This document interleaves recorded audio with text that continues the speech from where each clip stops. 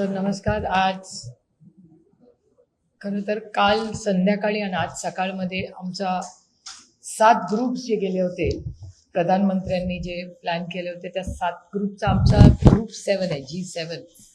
आमचा G7 काल रात्री आणि आज सकाळमध्ये सगळे आम्ही परत आलेलो आहोत.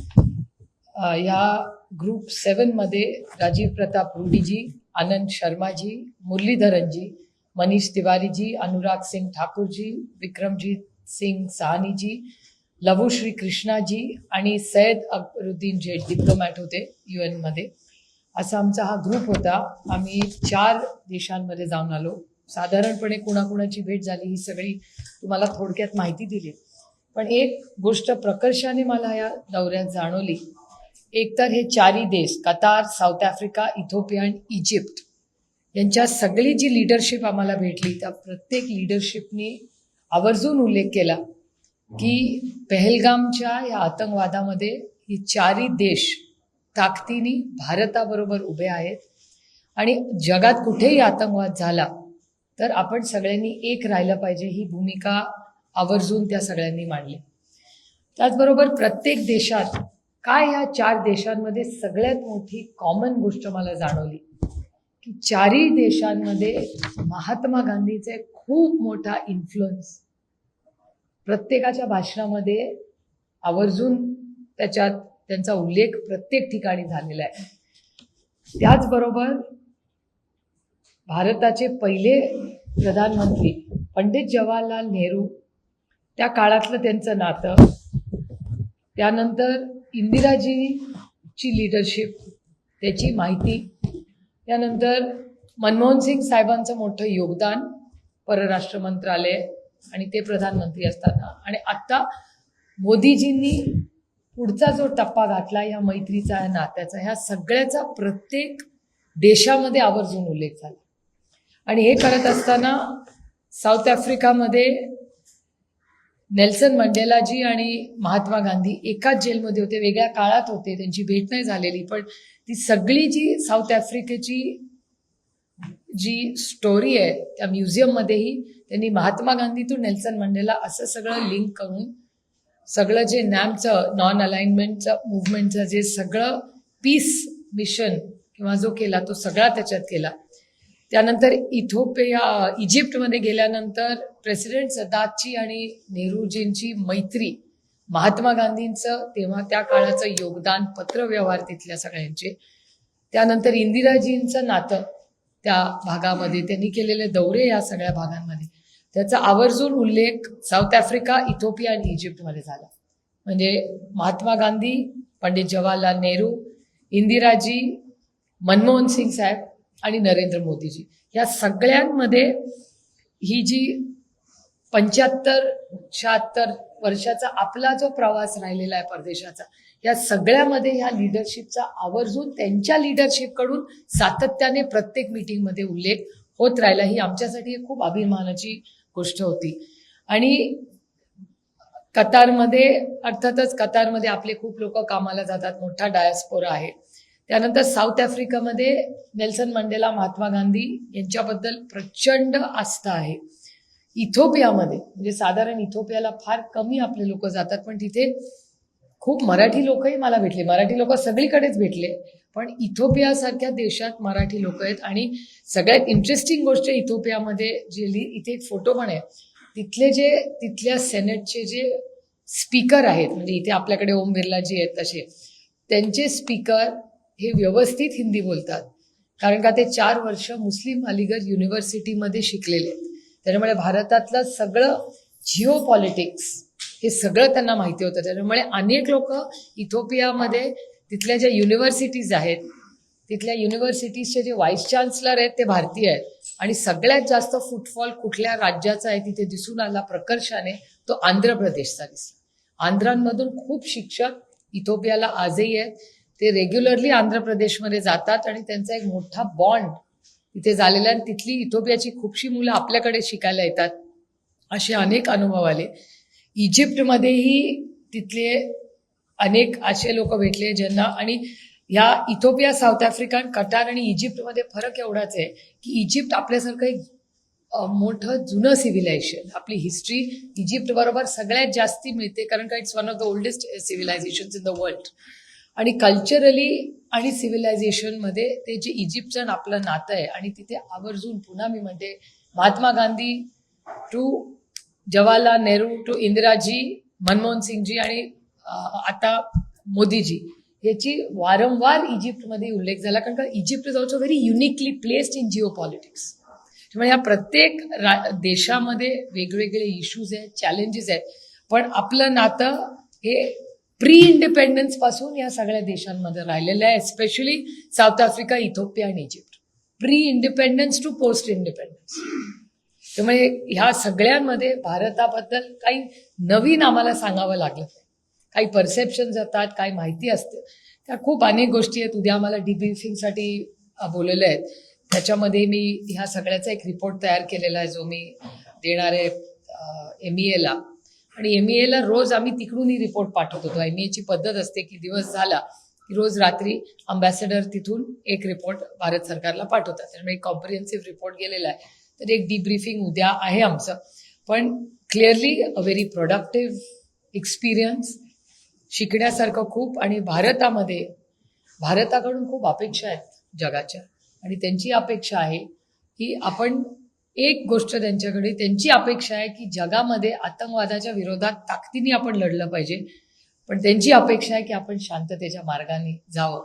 ही गोष्ट वारंवार प्रत्येक देशाने बोलून दाखवली. आणि त्यांच्याहीकडे काही कॉन्फ्लिक्ट्स आहेत, म्हणजे इथिओपिया असेल किंवा इजिप्त असेल, हे सगळे युनिकली जॉग्राफिकली प्लेस्ड. सुदानमध्ये इश्यूज आहेत. त्यामुळे नेबरहुड इश्यूज हे अनेक ठिकाणी म्हणजे इजिप्तला आहेत, इथिओपियाला आहेत, मिडल ईस्टमध्ये कतार तो सगळा कॉन्टिनेंट शांत आहे क्लिअरली. पण या सगळ्या, किंवा साऊथ आफ्रिकामध्ये आता लोकल क्राईम्स असतील, त्यांची इकॉनॉमी असेल, हे खूप मोठे चॅलेंजेस आहेत तिथे. त्यामुळे प्रत्येक देशाचे वेगवेगळे विषय, पण बायलॅटरल ह्या झाल्याच पाहिजेत. आणखी बायलॅटरल बरोबर त्यांची अपेक्षा आहे की ट्रेडमध्ये अजून आपल्याला कसं वाढवता येईल नातं या सगळ्या देशांबरोबर. आणि सगळ्यात महत्त्वाची गोष्ट, आपला जो इंडियन डायस्पोरा आहे, त्या डायस्पोराचं अतिशय चांगलं गुडविल तिथे जाणवलं. म्हणजे आम्हीही त्यांना भेटलो किंवा बाकीच्या तिथल्या स्थानिक लोकांना भेटलो, तर ते सगळे कौतुकाने भारतीय लोक येऊन इकॉनॉमीला किती मदत करतायत आणि किती कष्टाळू आहेत ह्याचा उल्लेख प्रत्येक देशामध्ये घेतला. म्हणजे आपल्या इंडियन डायस्पोराची नोंद तिथल्या स्थानिक सगळ्या नेतृत्वानी कौतुक आणि अभिमान म्हणून केलेली. आणि त्यांची अपेक्षा आहे की बायलॅटरलमध्ये ट्रेड असेल, एज्युकेशन असेल, ॲग्रिकल्चर, फार्मास्युटिकल्स आणि parliament to parliament bilateral dialogue. त्यांचं म्हणणं आहे की आता तुम्ही एकदा आला, आम्हाला आनंद आहे, पण आमची अपेक्षा आहे की असे रेग्युलर डेलिगेशन्स किंवा फ्रेंडशिप, म्हणजे दरवेळेस आपण नाही, त्यांनीही आपल्याकडे यायचं, आपण हा डायलॉग सेकंड टियर, थर्ड टियरला पण चालू राहायला पाहिजे. आणि मग Indo Egypt group, parliament to parliament, आणि मग ट्रेड टू ट्रेड, असे काही फॉरम्स आपल्याला करता येईल का, असं प्रत्येक देशामधून माहिती आलेली आहे. एकूण हा दौऱ्याचा असेसमेंट आमच्यापेक्षा तुम्ही जास्त करू शकाल आणि करावं क्रिटिकली. पण एकूण हे सगळ्या बाकीच्याही ग्रुप्सशी माझं बोलणं, सगळ्याच ग्रुप लिडर्सशी झालं, अनेक खासदारांशी झालं. साधारणपणे सगळ्यांचा फीडबॅक हाच होता की सगळ्यांच्या भारताबरोबर ताकदीने या पहलगामच्या आतंकवादामध्ये जो अन्याय, जो हल्ला भारतावर झाला, त्याचा ताकदीने सगळ्यांनी निषेध केला. आणि ह्या अडचणीच्या काळात सगळे आपल्याबरोबर आहेत याचा उल्लेख आणि ती साथ ही त्यांनी मीडियावरही सांगितलेली, आपल्या प्रधानमंत्र्यांना फोन करूनही सांगितलेली. आणि ह्या सगळ्या डेलिगेशन्सला हे वारंवार सांगण्यात आलं की we strongly stand with India and we condemn any dastardly attack anywhere in the world. Thank you.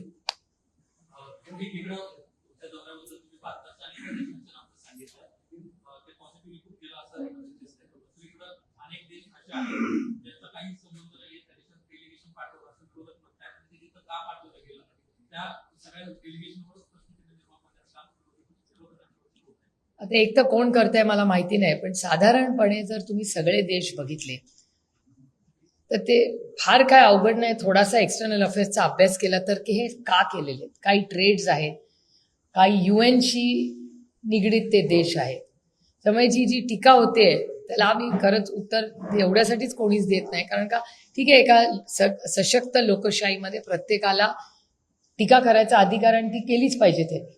पण करत असताना थोडासा मिनिस्ट्री ऑफ एक्सटर्नल अफेअर्सचा अभ्यास ग्लोबल सिनारिओनी जर बघितला तर हे देश फार विचार करून MEAनी ठरवलेले आहेत हे दिसतं. प्रसार माध्यमांशी संवाद साधत होतात किंवा इतर काही करत असं काही जाणवलं त्या देशाचा भारताने आता या पहिलगाम प्रकरणामध्ये जे काही भारताने उत्तर दिले किंवा प्रत्युत्तर दिले आहे त्याला विरोध होता किंवा त्या पद्धतीनं करायला नको होतं असं कोणाचं? मला वाटतं एक रिॲक्शन म्हणून ते अपेक्षित होतं, पण डिएस्केलेशन केलं पटकन ह्याचंही खूप कौतुक झालं. म्हणजे आवर्जून त्याचं कौतुक प्रत्येक मीटिंगमध्ये झालं की तुमच्यावर अन्याय झाला ठीक, तुम्ही ॲक्शन घेतली ठीक, पण तुम्ही समजूतदार आणि समंजसपणा दाखवून डिएस्केलेट केलं त्याचंही कौतुक झालं. त्याच्यामुळे हे ह्यामध्ये डिएस्केलेशन व्हावं आणि डिएस्केलेशनसाठी फोनही सगळ्यांनी आपल्याला केले होते आणि ते प्रधानमंत्र्यांनी आणि MEAनी त्याचा सगळ्याचा विचार जो केला त्याबद्दल त्यांनी सगळ्यांनी भारताचं कौतुकही केलं.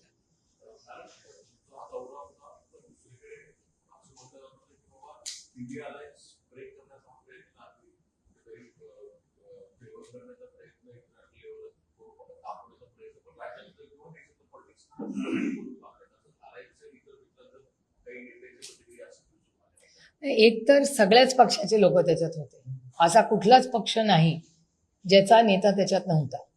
इंडिया अलायन्सचं तुम्ही जर प्रश्न स्पेसिफिक त्या पत्राबद्दल विचारत असला तर त्या पत्राला आम्ही सही एवढ्यासाठीच केली नाही कारण का मी त्यांना विनंती करत होते की मला डेलिगेशनमधून परत येऊ द्या. इमॅजिन की मी एकदा डेलिगेशनवर फिरतेय सरकारला बद्दल बोलायला आणि मी इथे भारतात म्हणायचं की नाही आम्हाला डिबेट पाहिजे.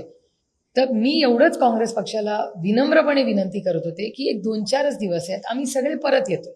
आपण परत आलो आम्ही आणि त्यांच्याही पक्षाचे लोक होते ना प्रत्येक डेलिगेशनमध्ये, म्हणजे जे इंडिया अलायन्सच्या प्रत्येक पार्टनरचा डेलिगेट तिथे होताच. त्यामुळे माझी काँग्रेसला विनंती होती की एक 4-5 तारखेपर्यंत सगळे परत आले, सगळी डेलिगेशन्स परत येऊ द्या, परत आल्यानंतर आपण डिबेट मागूया.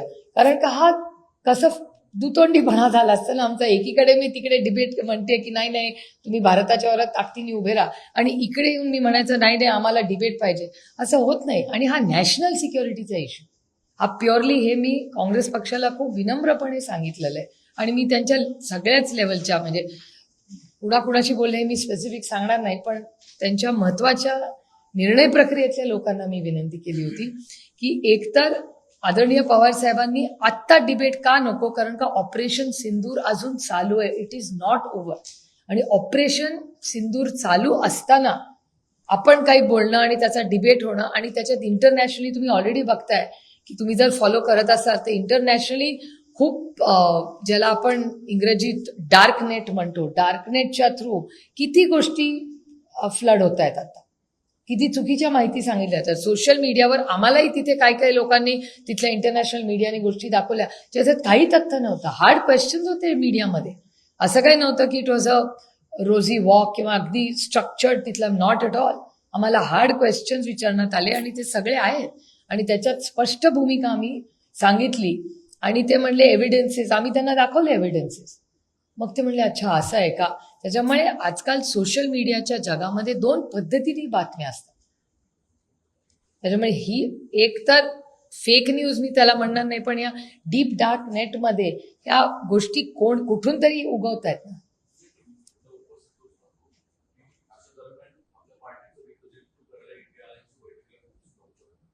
नाही ती meeting specifically for asking for parliamentary, ती अजेंडा काय होता इंडिया मीटिंगचा स्पेसिफिकली की we want a special session on this. मी लोकसभेची लीडर आहे त्या पक्षाची, मी परदेशात आहे, मी परदेशात हे सगळं डिफेंड करते आणि तेव्हाच मी सायमल्टेनियसली इथे मागायचं की डिबेट मागा. How is that possible. मग इतर मी तिकडे नव्हतं जायला पाहिजे जर मला हे हवं होतं तर. I have shown trust and faith in my country. मी माझ्या ऑल पार्टी डेलिगेशनमध्ये गेले होते. तर मी एवढंच काँग्रेसला विनंती करत होते की आम्ही 5 तारखेपर्यंत सगळे परत येतात. आज संध्याकाळपर्यंत 100% डेलिगेशन्स परत येतील. आपण 6-7 तारखेला पत्र पाठवू सगळे परत आल्यावर. एनिवे आम्हाला डिब्रीफिंगला जायचंच होतं. आम्ही एकत्र डिब्रीफिंगमधून निघालो असतो आणि आम्ही जाऊन स्पीकर साहेबांना भेटलो असतो की बाबा आम्ही आता सगळे परत आलोय, आम्ही सगळा जगाचा आढावा, तिथला फीडबॅक घेतलाय. आता आपण सेशन घेऊया, कारण का जगाचं पण आपल्याबद्दल काय परसेप्शन आहे हे कळलं पाहिजे. तर आपण आता जाऊया आणि भेटूया लोकांना. काँग्रेस या संदर्भात तुमच्या पक्षावरती अविश्वास आहे का? कशाचा? सही म्हणजे तुम्ही म्हटलेला की नाही, मला डायरेक्टली माझी सही मागितली होती. आम्ही एक स्ट्रॉंग लाईन आदरणीय पवार साहेबांनी घेतली होती की जेव्हा नॅशनल सिक्युरिटीचा इंटरेस्ट येतो, जेव्हा देशाची वेळ येते, तेव्हा देश पहिला, मग राज्य, मग पक्ष आणि मग कुटुंब. त्यामुळे देशाच्या बाबतीत no compromise on any national security, out of the question. म्हणजे आम्ही कुठल्याही बाजूला असलो तरी आमची ही लाईन देशाच्या हितासाठी असेल, तीच लाईन आम्ही इंटरनॅशनल इश्यूज आणि नॅशनल इश्यूजसाठी घेणार. त्याच्यात मला काही गैर वाटत नाही. काय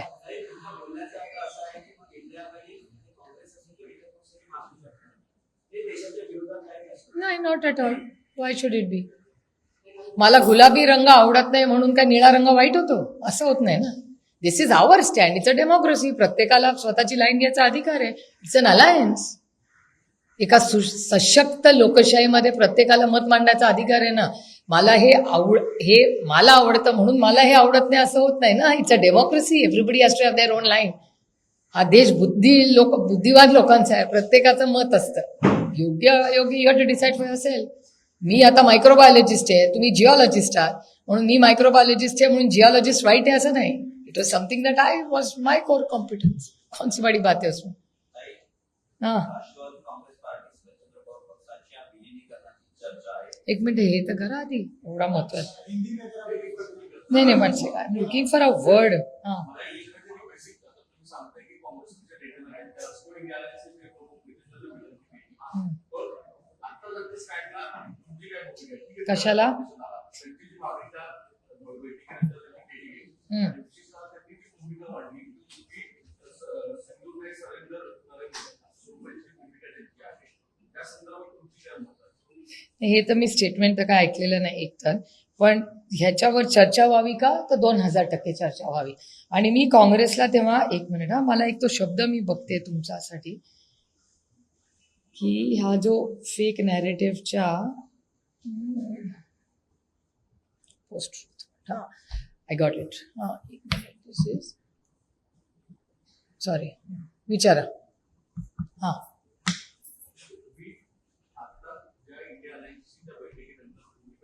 आता जर इंडिया अलायन्सची मीटिंग मी आल्यानंतर आता सगळे लँड झाल्यावर घेतली तर 2000% मी त्याच्यात जाईन. जी चर्चा झाली त्याच्यावर आम्ही चर्चा मागू. आणि सेशन जेव्हा होईल हे मी काँग्रेस पार्टीला स्पष्टपणे ऑन रेकॉर्ड पत्र लिहून सांगितलेलं आहे की आम्ही आल्यानंतर जेव्हा सेशन होईल तेव्हा ताकदीने ह्या सरकारला हार्ड प्रश्न, हार्ड क्वेश्चन्स याची उत्तरं द्यावी लागणार आहेत. नॅशनल सिक्युरिटीचा इश्यू एका बाजूला आहे, पण इंटरनल सिक्युरिटीबद्दल चर्चा ही आमचीही मागणी असणार आहे. आणि भारत सरकारचं आता किरण रिजिजू म्हणाले की मला वाटतं 21 का 22 जुलैला सेशन सुरू होईल. आमची पहिल्याच दिवशी मागणी होईल की ऑपरेशन सिंदूर, पहिलं Pahalgam attack followed by operation Sindoor, ह्याच्यावर सरकारने ऑफिशियल स्टेटमेंट करावं. ही अर्थातच आमची मागणी असेल, कारण का government must make the stand clear. तुम्ही परदेशात असताना तुम्ही माध्यमांना सामोरे गेला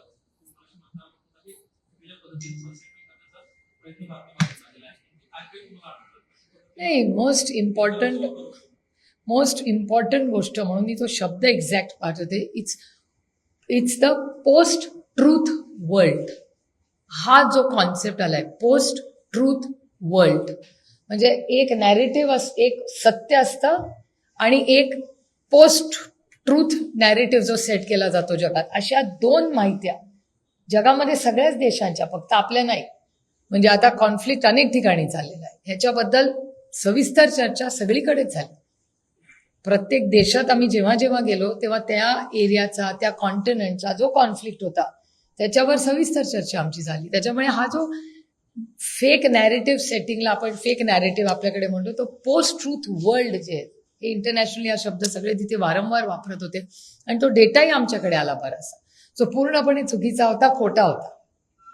त्यामुळे ह्या सगळ्या ज्या गोष्टी आहेत किंवा इंटरनॅशनल मीडियाला जे फीड केलं जातं. तुम्ही जर नॅशनल इंटरनॅशनल चॅनल्स बघितले भारताचे काही भारताच्या बाहेरचं, त्याच्यातला अनेक जो डेटा होता तो मीही चॅनल्स बघताना वाटायचं अरे हे तर झालेलंच नाही, हा कुठला डेटा येतो. त्याच्यामुळे ह्याच्यावर पण पल्स ठेवणं गरजेचं आहे, जे मी उद्या आवर्जून जयशंकरजींना सांगणार आहे की आम्हाला हे खूप वारंवार दिसलं.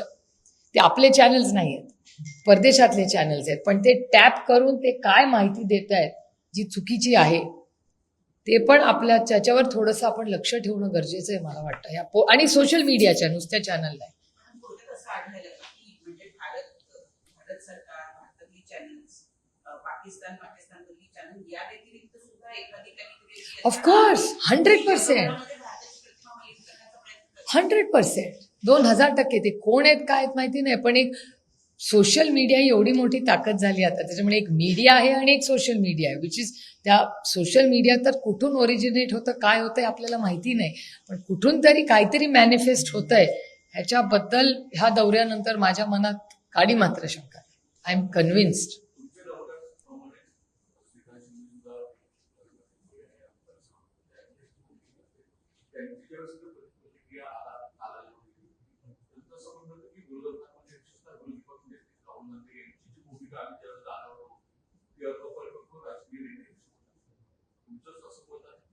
नाही, माझ्या 4ही देशांमध्ये हा प्रश्न आम्हाला कोणी विचारलाही नाही, हा चर्चेलाही आला नाही, कारण का तो इश्यूच नव्हता त्याच्यात.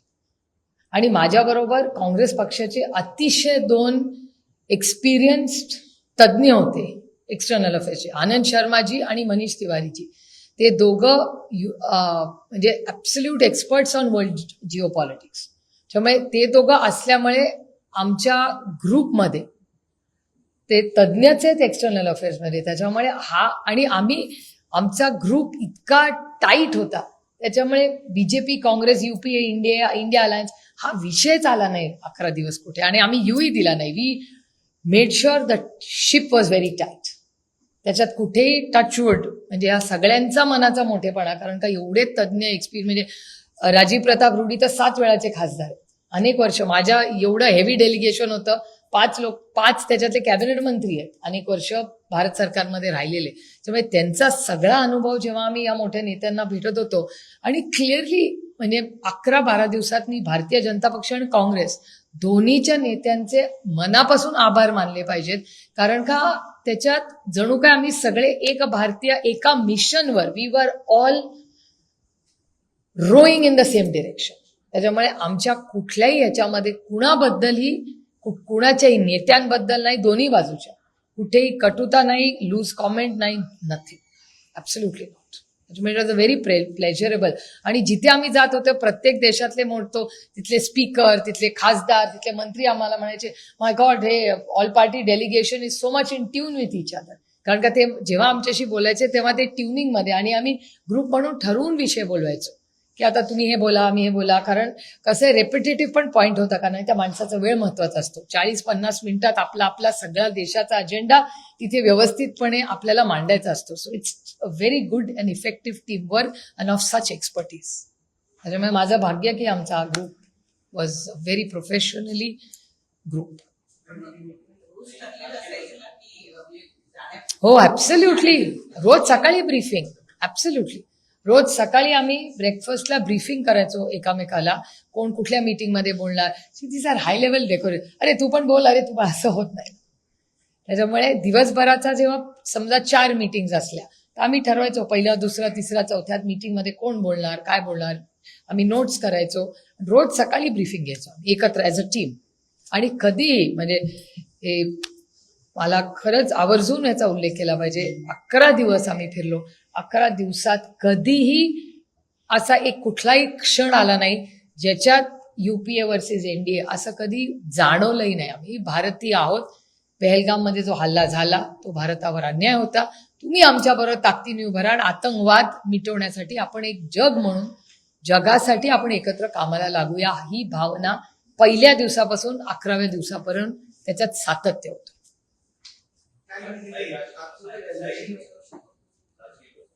ऑल योर्स, बोलो.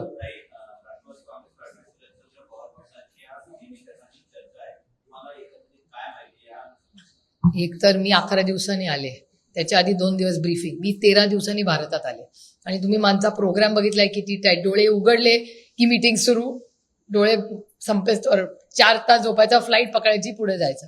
त्यामुळे गेल्या 12-13 दिवसामध्ये राजकीय विषय हा कुठेच नव्हता, काही संबंधही नाही. आणि आता हे जे 13 दिवस होते हे पूर्ण फोकस्ड ऑपरेशन सिंदूरवर होते आणि ते खूप जबाबदारीचं काम होतं. बिकॉज लोकल मीडिया पण नॅशनल इंटरनॅशनल मीडियाचं सगळं लक्ष यांच्यावर, या सगळ्या 7 ग्रुप्सवर होतं. So it was a very tight ship, मी म्हणलं तसं. त्याच्यामुळे गेल्या 13 दिवसामध्ये आउट ऑफ ऑपरेशन सिंदूर मी कुठलाही विचार केलेला नाही.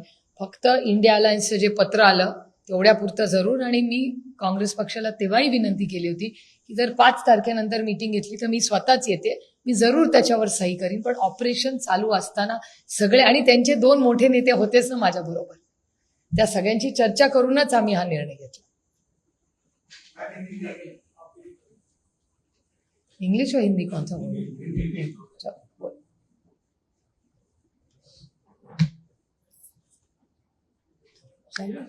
Whatever you say, however you want it. Ma'am आप भी एक प्रतिनिधिमंडल के साथ दुनिया के 4 मुख्य देशों की यात्रा करके आए, अपना अनुभव बताया, भारत का कुछ दुनिया के सामने और इन चुनौतियों का सामना आपको करना पड़ा, आपका अनुभव कैसा? वेल, ये 7 ग्रुप्स जो गए थे, हमारा ग्रुप नंबर G7 था और उसमें राजीव प्रताप रूडी जी, आनंद शर्मा जी, वी मुरलीधरन जी, मनीष तिवारी जी, अनुराग सिंह ठाकुर जी, विक्रमजीत सिंह सहानी जी, लवो श्री कृष्णा जी और सैयद अकबरुद्दीन जो डिप्लोमेट रहे. ये ऐसा हमारा ग्रुप था. हम कतार, साउथ अफ्रीका, इथोपिया और इजिप्ट, हम 4 देशों में गए थे.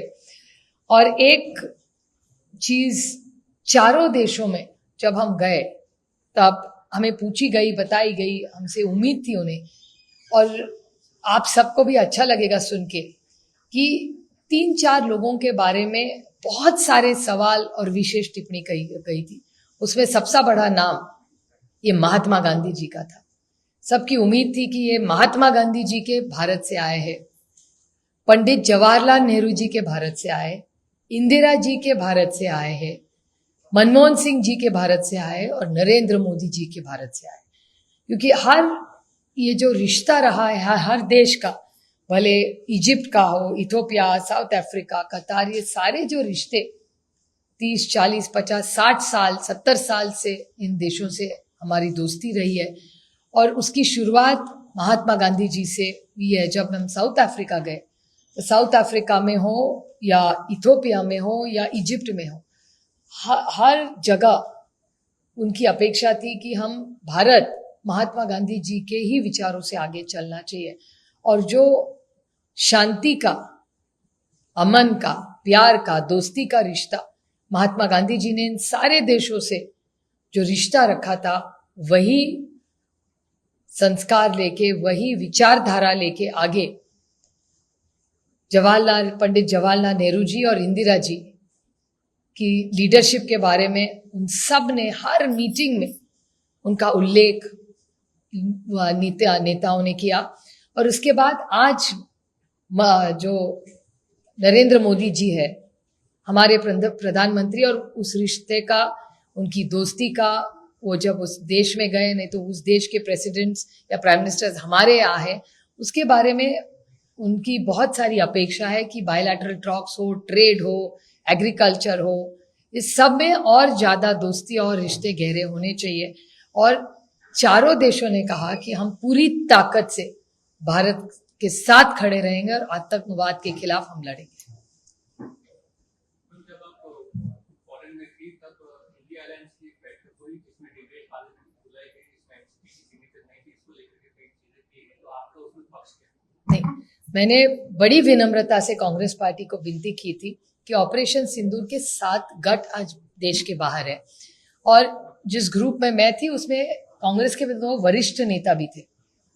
तो मैंने कांग्रेस के वरिष्ठ नेता जिनसे मेरी बात हो रही थी लगातार, उनको मैंने विनती की थी, हम लोग 5 तारीख को सारे ग्रुप्स वापस आ रहे हैं, अभी हम ऑलरेडी प्रोग्राम में हैं, तो हमें आप वापस आने दीजिए, क्योंकि थोड़ा कॉन्फ्लिक्ट होता है. वहाँ हम पूरी ताकत से भारत के बारे में देश में बोल रहे हैं और यहाँ हम उस पर एक स्पेशल सेशन मांग रहे। तो मेरी उनके विनती थी कि हमें वापस आने दीजिए, जिस दिन वापस आएंगे दूसरे दिन ही आप इंडिया अलायंस की एक मीटिंग रखिए और उसके बाद इस पे चर्चा हो सकती है।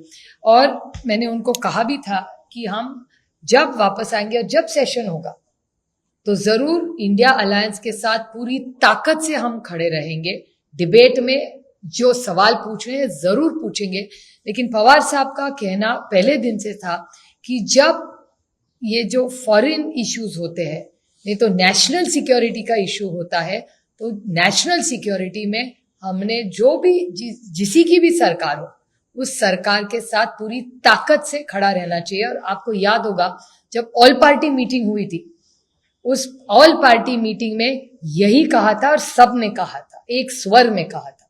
मैं खुद गई थी, दोनों ऑल पार्टी मीटिंग्स में मैं गई थी, तब कांग्रेस की भी यही लाइन थी कि हम अभी ताकत से सरकार के साथ खड़े रहेंगे। तो कांग्रेस और सारे हम विपक्ष हम साथ में ही थे, दोनों मीटिंग्स में साथ ही थे। और तभी पवार साहब ने लाइन ली थी कि जब नेशनल इंटरेस्ट का इशू होता है तो इस पे डिबेट नहीं होगा, जो भी सरकार होगी इसके साथ हम सब ने खड़ा रहना है। और वही सोच सारों ने लिखी, इसीलिए हमने साइन नहीं किया। अभी हम वापस आ गए, मैं वापस आ गई हूँ। हम इंडिया अलायंस से बात भी हुई, कई कांग्रेस के नेताओं से सुबह भी मेरी आज सुबह बात हुई। और मेरी सिर्फ उनको इतना ही मेरी विनती थी कि आने के बाद जब भी डिबेट होगी, जब भी पार्लियामेंट होगा, उसमें हम पूरी ताकत से जो सवाल हमारे मन में है वो पूछ सकते हैं। जब आपने मंत्रिमंडल आपके पूरे भारत का पक्ष दुनिया में रखा था और वहां आपने जैसा बताया कि लोगों ने अप्रिशिएट किया कि भारत की लड़ाई आतंकवाद से थी और जिसके लिए जब हुआ तो उसका भी अप्रिशिएट किया। बिल्कुल। लेकिन भारत में इसके विपरीत राहुल गांधी अलग अलग सभाओं में खुलकर ये कह रहे कि मोदी ने सरेंडर कर दिया, ट्रंप के आगे झुक गए। इस बात के बयान से क्या राजनीति? मैंने तो ये बयान सुने नहीं, तो उस पर मैं नहीं बोल सकती क्योंकि मैं कल ही रात को आई हूँ। लेकिन इतना बड़ी विनम्रता से मैं कह सकती हूँ कि डी एस्केलेशन के बारे में बहुत सराहना भारत की हुई है। लोगों ने कहा कि आपने रिएक्शन किया, वो भी ठीक था, लेकिन it was very proportionate, it was non escalatory and it was proportionate and it was very very selected. वो जो अटैक हुआ वो सिर्फ और सिर्फ आतंकवादियों के खिलाफ हुआ, किसी भी जो सिटीजन्स है उन पे नहीं हुआ। तो दैट वाज very appreciated by the world.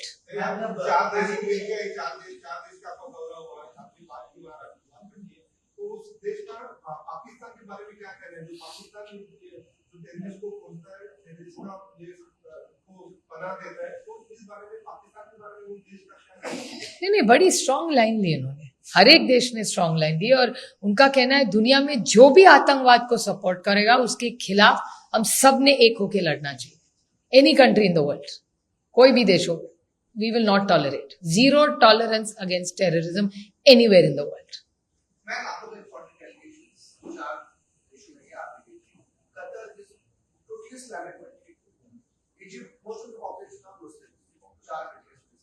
उसमें पाकिस्तान को आपको पता है कि किस सिस्टम पे इवेंट का हुआ, क्या इस मुद्दे पे बात हुई कि इतने कुछ होने के बावजूद पाकिस्तान को फंडिंग इंटरनेशनल लेवल को दी है, आईएमएफ देता है, यूएई देता है, फिर बाकी कंट्रीज देते हैं।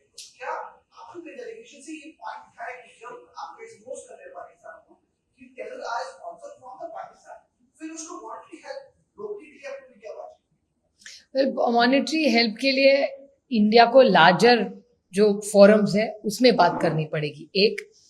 दूसरा, जब वोटिंग होगा तब जो मेन लोग वोटिंग करेंगे उनके साथ हम सबको ताकत से उनको कन्विंस करके उन देशों के साथ खड़ा रहना पड़ेगा, उनको फैक्ट्स दिखाने पड़ेगा। जो बाकी के ग्रुप्स जो गए थे उसमें उनका बड़ा रोल रहेगा।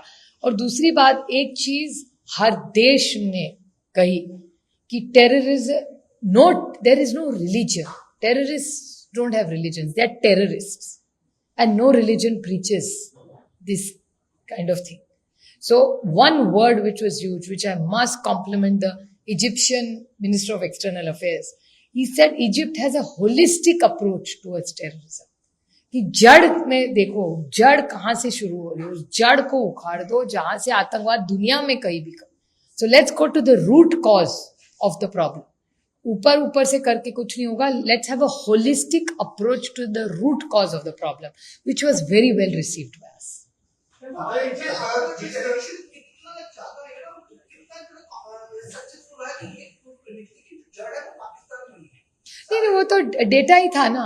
जो डेटा आप सबने आपके चैनल्स पे दिखाया है, वही तो डेटा हम दिखा रहे थे. It is obvious. So are they convinced to take a law? Well, time will tell. This is only the first foot in the door to convince. Plus, the biggest thing is obviously they are convinced. नहीं तो हमको entertain ही नहीं करते. One. और दूसरी बड़ी बात है कि all these countries have strongly condemned Pahalgam. Egyptian Prime Minister Sisi called Prime Minister Modi and said, we are with you very strongly. Their MEA called our MEA, Dr. Jaishankar ji, not once but twice to reassure कि हम आपके साथ है, Egypt आपके साथ है. Same thing in Qatar, same thing in Ethiopia, and same thing in South Africa. So the fact that they have already spoken to our leadership, plus they've had meetings with us, they have reassured us.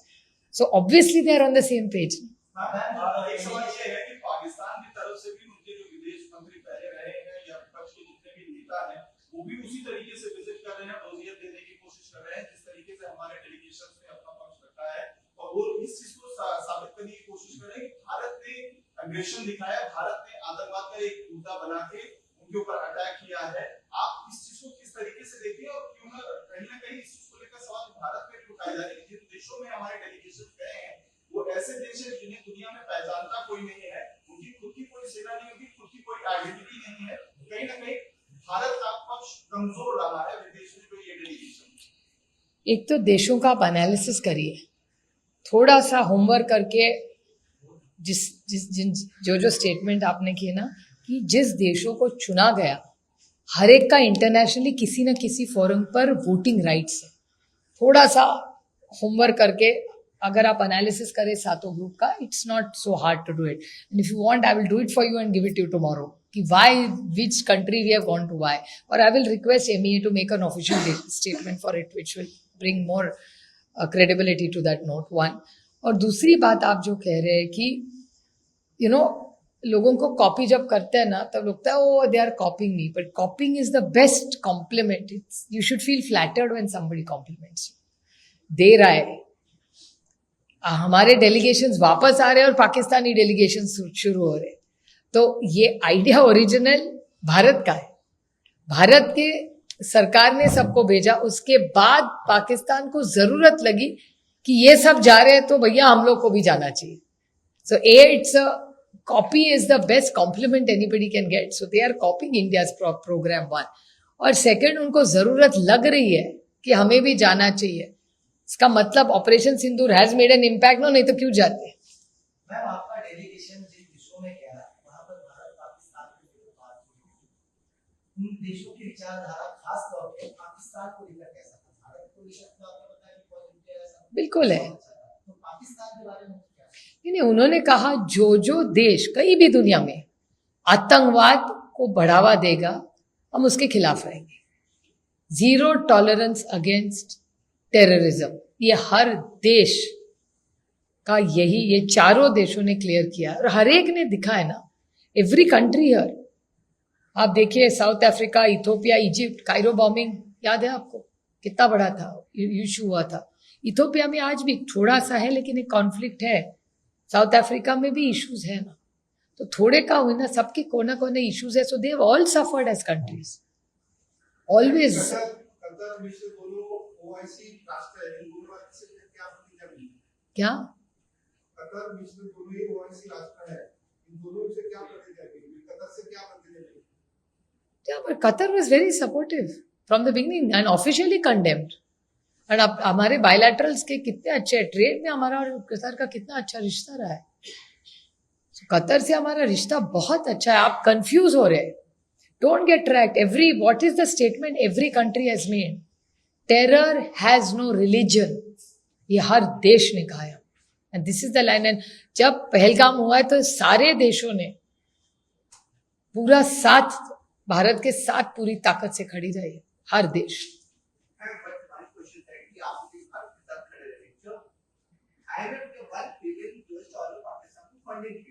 किसी ने officially किसी भी country ने officially KIA क्या इस topic पे आपकी 4 countries की university बातचीत करी व्हाई did not object this funding See, that funding has happened. We cannot object. We have to object at IMF. And that's the place where we have to. अभी इनको पूछने से कोई मतलब नहीं है. We have to go to IMF. And India has to go to the concerned people in IMF there and talk to them. मतलब अभी देखिए आप, मैं सिंपल सा आपको उदाहरण दूं. अभी महाराष्ट्र में एजुकेशन में कितना प्रॉब्लम हो रहा है. Central government is pushing an agenda of the new education policy. अभी मैं सोशल जस्टिस मंत्री को जाके बोलूं भैया तुम्हारे एजुकेशन पॉलिसी का, he will say wait the minister is there, you please speak to him. So we need to now target a program for IMF and anywhere where Pakistan is getting loans for all the wrong reasons. Those are the agencies we need to address now. This was a more of a reality factual position of India. ये बताने के लिए we were meeting parliamentarians, speakers, we were meeting presidents, ex-presidents, think tanks, policy makers, in सबको मंत्रियों को, Ministry of External Affairs, in सबको mill रहे थे. Now our next step has to be to reach out to all the countries who vote for all this funding. That would be the right forum for it. Ma'am, जिस तरह से आपने कहा कि आतंकवाद को जो सपोर्ट करेगा उस देश के बारे में चर्चा हुई, तो कौन ऐसे देश थे कि जो आतंकवाद को सपोर्ट करे? कोई देश का ऐसा वहां पर पिरामिड में की चर्चा की गई कि ऐसे ऐसे देश हैं जहां पर आतंकवादी तलब रहे? This was a diplomatic mission. कुछ चीजें पॉलिटिकली भी पेट में रखना अच्छा रहता है और डिप्लोमेटिक मिशन में कम बोलना ज्यादा अच्छा है. दैट्स व्हाई इट्स अ डिप्लोमेटिक मिशन. क्या आपको लगता है कि भारत आतंकवाद के खिलाफ वैश्विक गठबंधन का नेतृत्व कर सकता है, संयुक्त राष्ट्र के रूप में सर्च कर सकता है, तो आतंकवाद को मिलकर घोषित करने वाले देशों के खिलाफ कार्रवाई कर सकता है? कार्रवाई नहीं, आप नेतृत्व तो जरूर करते, आज ही करते, महात्मा गांधी जी के टाइम से करते आ रहे. So there is nothing new. Peace is nothing new for India. जो पाकिस्तान को सपोर्ट करने वाले देश को कर रहा है तो उनके समर्थन किया तो उसको लेकर कोई बातचीत भी कैसे देश के खिलाफ के सारे देश कर रहे हैं, फिर तो ट्रेड के मामले में हो या नो ट्रेड. सी बाय ये सारे देशों ने भारत के साथ बायलैटरल इंप्रूव कैसे करना है, but trade, culture, education is a huge soft power. मैंने देखा इथोपिया में, आई वाज शॉक्ड. आप सोचिए वहां का स्पीकर अलीगढ़ यूनिवर्सिटी में पढ़ा हुआ है. बहुत सारे वहां के लीडर्स हैं जो आज लीडरशिप में है, वो सारे भारत में पढ़ाई किए हुए, 4 साल 5 साल भारत में रहे हुए. So these are all various levels we have to work. No, nobody specifically talked about any country. Nobody specifically criticized. They are very clear about one thing कि जो आतंकवाद करेगा उसके खिलाफ दुनिया ने साथ में उसके खिलाफ लड़ना चाहिए.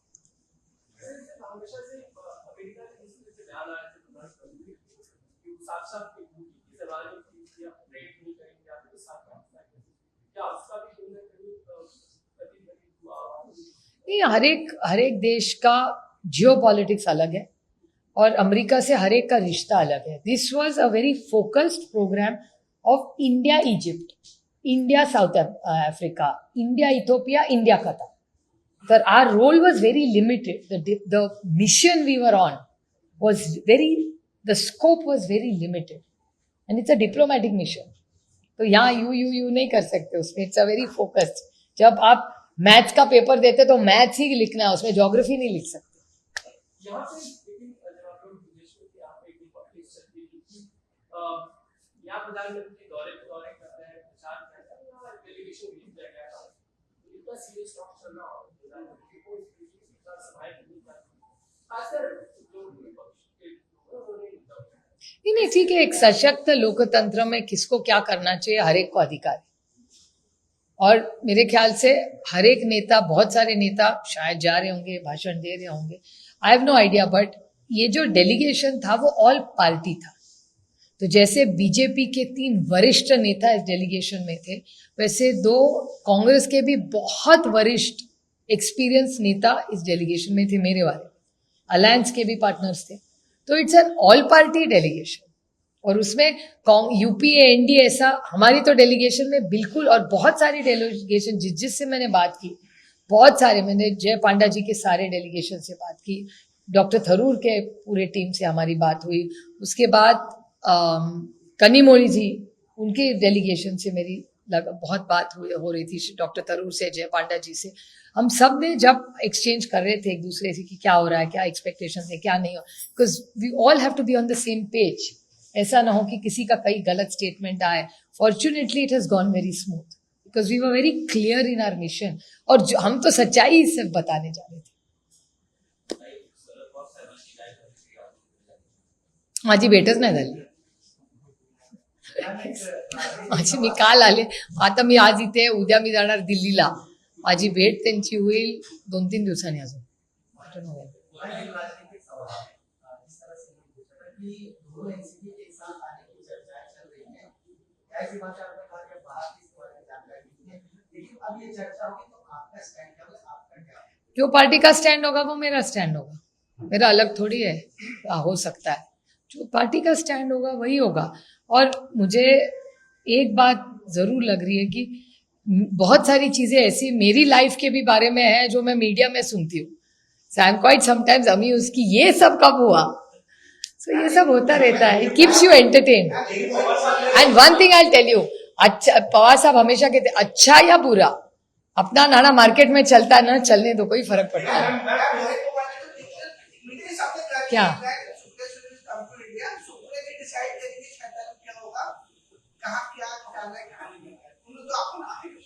वो बुआ पे जरा ज्यादा प्यार है, हमारे घर के सारे बच्चों का। बुआ इज क्वाइट पॉपुलर।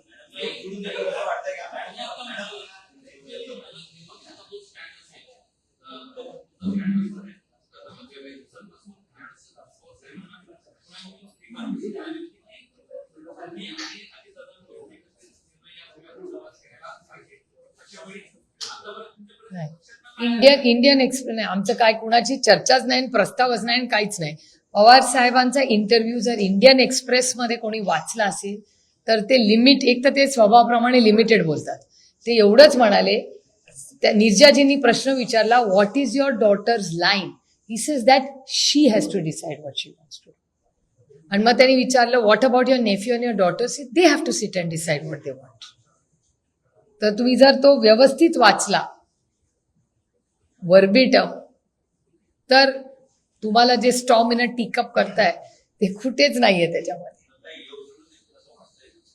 पांडुरंगाची इच्छा, रामकृष्ण हरी। सवाल एक ये भी है कि जब आप लोगों का फॉरेन में डेलीगेशन गया हुआ था, कांग्रेस के कई सारे नेताओं की तरफ से जो पक्ष सरकार के तौर पे रखे जा रहे थे, उनकी पार्टियों का ये कहना था कहीं ना कहीं मोदी का प्रेस कर रहे हैं, और आपने जब ये कहा कि कॉन्ट्राडिक्टरी होता कि आप एक तरफ रिप्रेजेंट भारत को कर रही है, दूसरी तरफ इंडिया गठबंधन की अलायंस में सिग्नेचर कर रही है, इस तरीके की कंफ्यूजन अगर है, कहीं ना कहीं आपको भी लगता है कि इंडिया अलायंस भारत में जिस तरीके की इस ऑपरेशन, ये इंडिया अलायंस का इश्यू ही नहीं है, it's a internal issue of the Congress party, nothing to do with us. It's an internal issue of the Congress party, जिसपे मैंने बोलना गलत होगा। लेकिन आपको भी उस शक के घेरे में डाला जा रहा है क्योंकि आपने सिग्नेचर नहीं किया, कहीं इंडिया अलायंस से एनसीपी अलग तो नहीं हो गई या फिर अलग रहा तो नहीं? ये मीडिया कह रही है, इंडिया अलायंस नहीं कह रही है, ये मीडिया में आप पूछ रहे हो।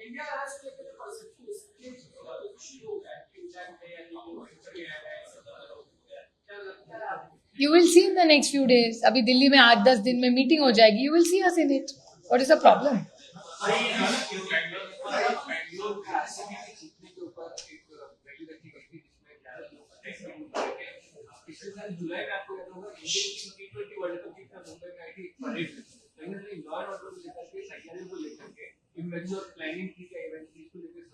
आई थिंक उनके सिद्धारमैया जी का पूरा स्टेटमेंट मीडिया में आ चुका है।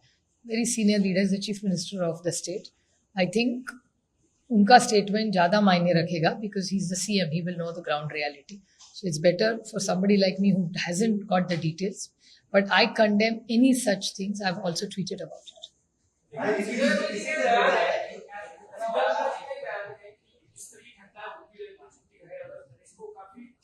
Did he say that? छोटी बोला उन्होंने।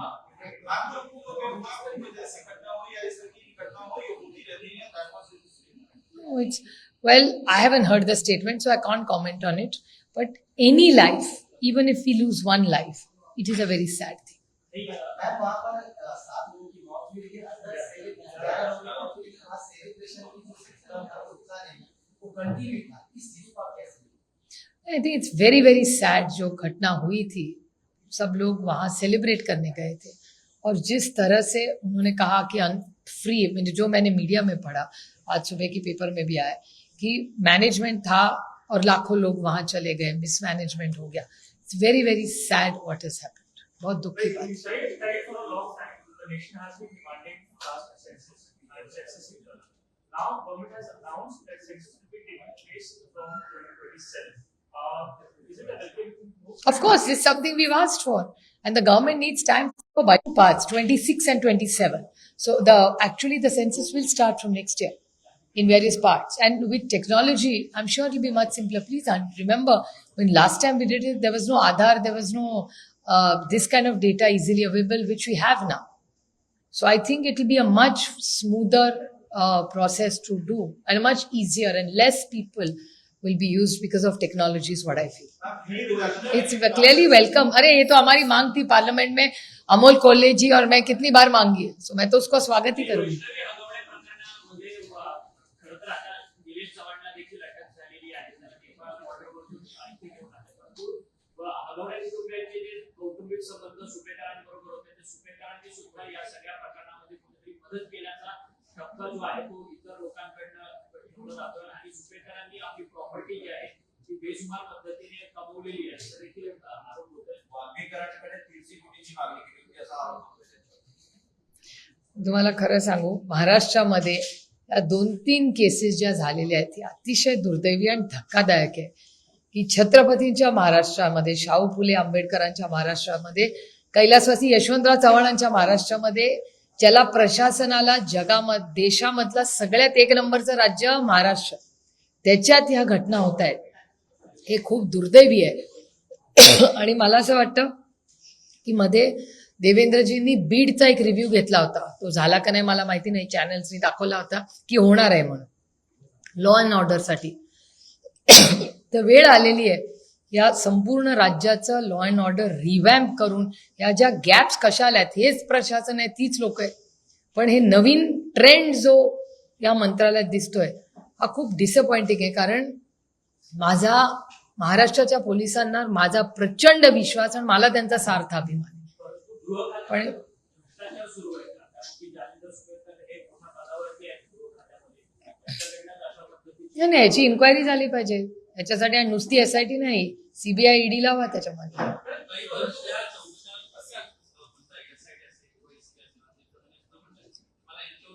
नाही, केंद्र सरकारची इन्क्वायरी लावली पाहिजे. मी मागणी करणार आहे अमित शहाजींना.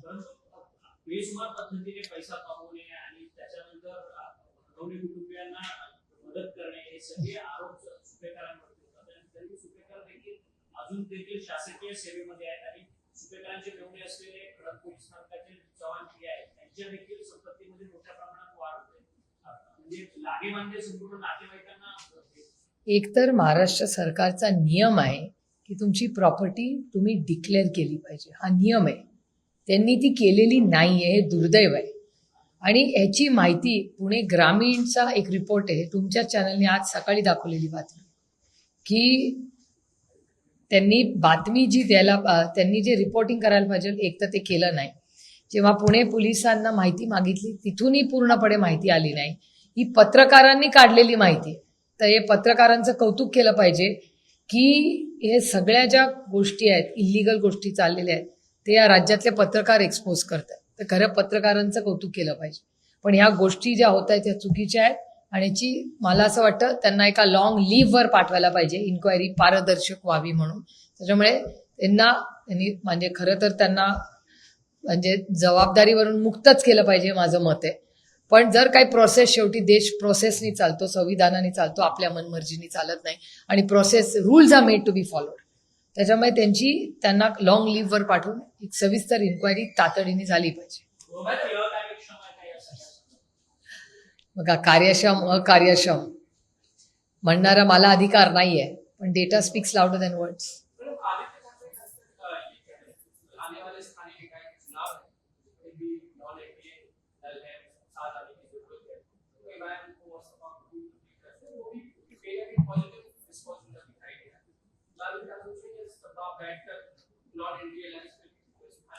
नहीं नहीं, देखो एक एक इंडिया अलायंस है और एक एनडीए है, तो अगर सब एक पूरी उनकी पूरी ताकत एक करके साथ करके लड़े तो राज्य के लिए और अच्छा होगा। एक स्टेडी उनको अच्छे इलेक्टेड मेंबर्स हम लोग चुन के दे सकते हैं। ये तो वक्त ही बताएगा, क्योंकि ये नहीं, सपा से हमारी लगातार बातचीत दिल्ली में भी होती है। दिल्ली में भी आपने देखा होगा वो जो खत है उसमें सपा का सिग्नेचर है, तो आप कैसे कह सकते हैं कि वो नाराज चल रहे हैं। इसलिए सबसे बात होती रहती है और हर एक का मान सम्मान, अगर कोई नाराज हो तो उनसे बात करके उनको मान सम्मान देके आगे फॉर द लार्जर गुड हमने काम करने, मुझे विश्वास है कि सपा जरूर साथ में, ये वक्त ही बताएगा।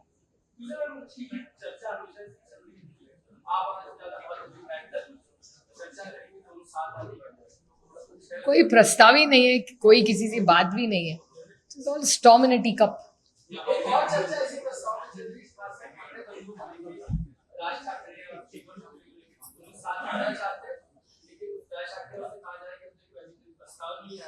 नहीं, वो उनका अंतर्गत मामला होगा, लेकिन उद्धव जी और राज जी साथ में एक फैमिली के म्यान आता है और महाराष्ट्र की सेवा में पूरी ताकत से अगर दोनों जुट जाए तो महाराष्ट्र के लिए बहुत ही अच्छा होगा। 2 दिनों में देश में बकरीद का त्योहार मनाया जाएगा, लेकिन इसके आसपास राजनीति देखेंगे। एक पक्ष कहता है कि ऐसे त्योहार को बैन कर देना चाहिए, एनिमल सैक्रिफाइसेस बैन कर देना चाहिए। वहीं आदित्य ठाकरे का बयान आता है कि हमें ये लोगों को सिखाने की जरूरत नहीं है कि किस त्योहार में क्या बैन करना चाहिए, हर त्योहार को टारगेट नहीं करना चाहिए। ये सरकार का काम नहीं है, सरकार को इंफ्रास्ट्रक्चर और अन्य फैसिलिटीज पर ध्यान देना चाहिए। आप सभी से काटना चाहिए। नहीं, मेरे ख्याल से इस सारे मामलों में आरएसएस के जो माननीय भागवत जी है, उन्होंने उनको सबको एक बार सिग्नल दे, एक नहीं 2 बार बोल चुके हैं। और मैं बड़ी विनम्रता से, मुझे पता नहीं किसका स्टेटमेंट है, लेकिन याद दिलाना चाहती हूँ कि भागवत जी ने उनके ये जो जिसी का भी बयान हो, उनको बहुत दिन पहले एक नहीं 2 बार बोला है उनकी पार्टी को और की विचारधारा उनकी क्या है। तो एक बार भागवत जी एक बार उनको बोले, तो उनके कहने के बाद भी ऐसे उठन पटन कुछ बोल रहे होंगे, तो I see no reason to come. का